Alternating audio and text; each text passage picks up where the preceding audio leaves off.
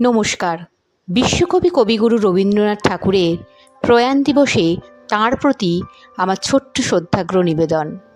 কালের যাত্রার ধ্বনি শুনিতে কি পাও, তারি রথ নিত্য উধাও। জাগেছে অন্তরিক্ষে হৃদয় স্পন্দন, চক্রে পৃষ্ঠ আধারের বক্ষ ফাটা তারার ক্রন্দন। ওগো বন্ধু, সেই ধাবমান কাল জড়ায় ধরিল মোরে ফেরি তার জাল।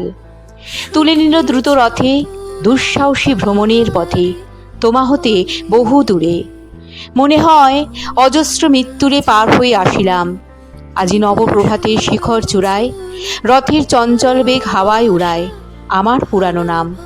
ফিরিবার পথ নাহি, দূর হতে যদি দেখো চাহি, পারিবে না চিনিতে আমায়, হে বন্ধু বিদায়।